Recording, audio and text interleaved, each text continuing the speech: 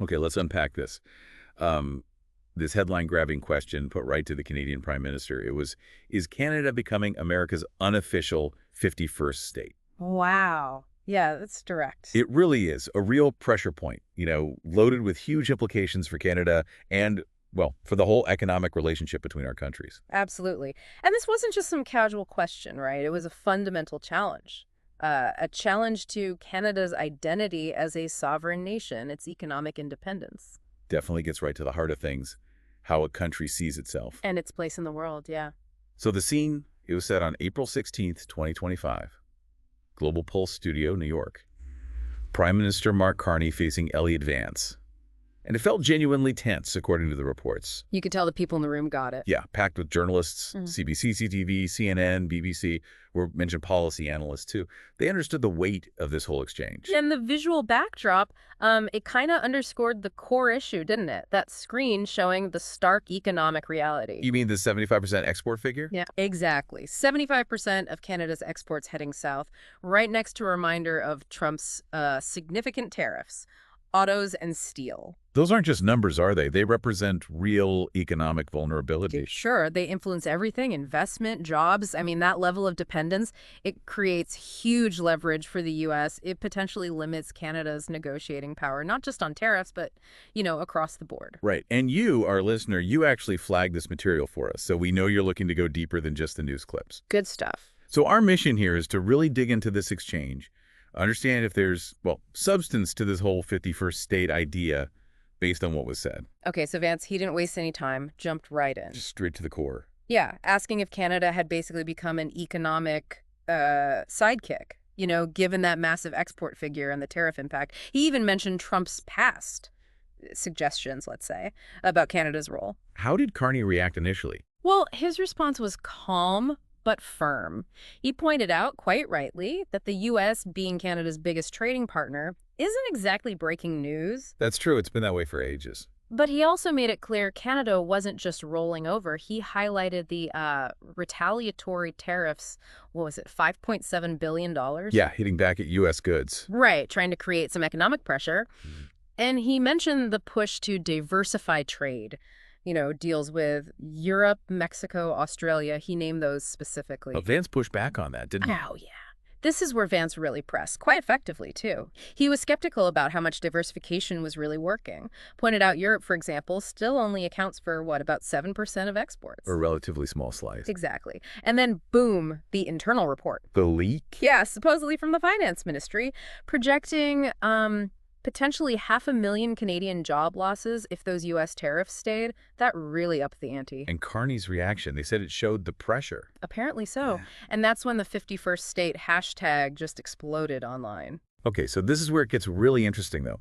Carney sort of shifted gears. How so? He started drawing on his past experience, leading the Bank of England through Brexit. Yeah. All that economic fallout. Framing Canada as resilient, capable of weathering storms. Exactly. And he tried to back it up with data.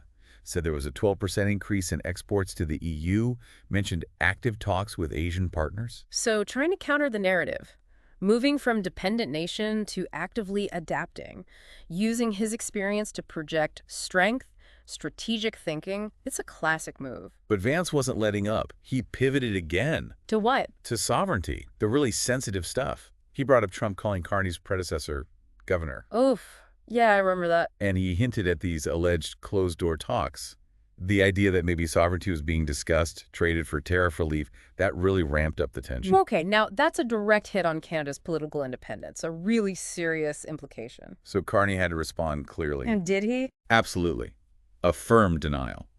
Said no such talks ever happened. Emphasized he'd spoken directly with President Trump just a few weeks before, March 28th.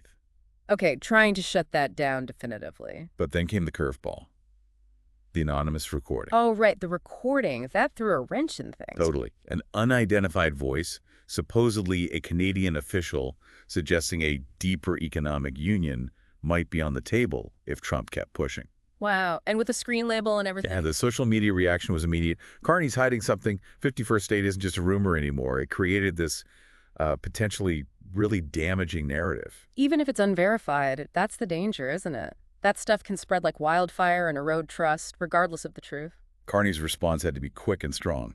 And it was. He called the recording fabricated or pulled completely out of context. And he doubled down on his earlier statement, the one from March 27th, about the old relationship with the U.S. being over. He also mentioned talking to Chancellor Schultz. Yeah, on April 3rd.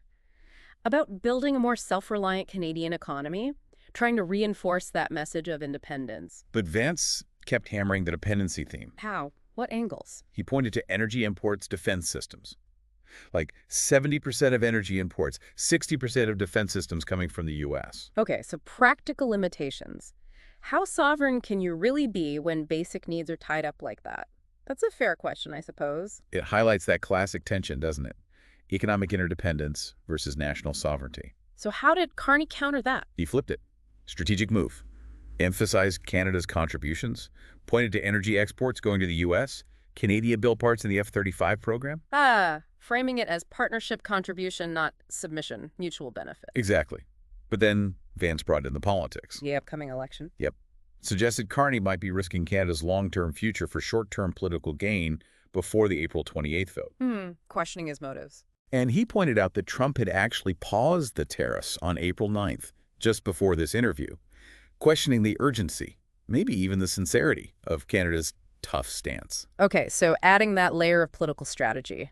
Domestic concerns influencing international moves, raising doubts. But Carney's response here, this felt like the real turning point in the whole thing. What did he do? He reportedly stood up, started outlining major investments, clean energy, like $10 billion last year, new defense partnerships, Japan, South Korea, growth in tech, green jobs, 200,000 since 2023, he said. So, shifting focus again, proactive measures, innovation, strength, positioning Canada as a leader, not a victim. Exactly. And then came the analogy. The hockey one. The hockey one. Canada doesn't back down. Yeah.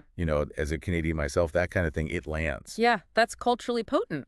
Taps into identity, resilience, directly counters the dependency narrative, asserting that independent spirit. And then, almost out of nowhere, a message from Washington appears on the studio screen. From the U.S. Senate? Yeah.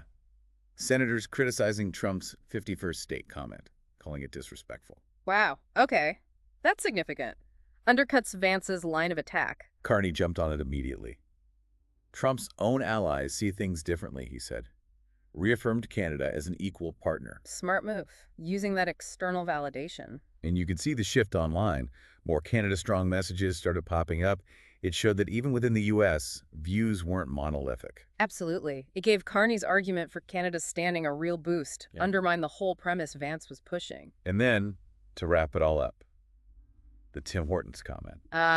Yes, the Tim Hortons jab. It seemed small, maybe very Canadian, but it just landed perfectly, broke the tension, got a positive reaction, even from U.S. journalists. That was really skillful, actually. Injecting humor, that bit of cultural identity, into a super serious discussion, made him seem confident, relatable. So, summing it up, the key takeaways.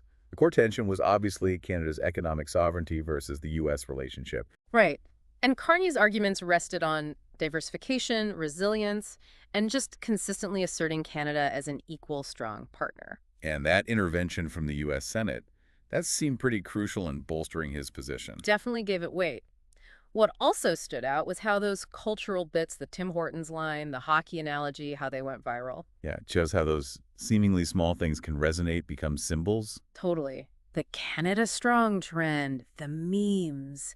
Carney in a hockey jersey pouring maple syrup on tariffs, apparently. It underlines how national narratives get built. So for you, our listener, who got us looking into this, hopefully this deep dive gets some real insight. It's a fascinating look at how leaders navigate that intense pressure, defend national interests on the world stage. Which leaves us with a final thought, maybe something for you to mull over. While Prime Minister Carney seemed to handle this specific exchange pretty well, what are the lasting implications? For the Canada-U.S. relationship. Yeah, regardless of who's in power down the line, will those deep economic dependencies, that 75% figure, always be a point of vulnerability? Or will Canada's push for diversification, these new partnerships, will they genuinely reshape things long term? Exactly. It's a huge question for Canada's future, something to keep thinking about.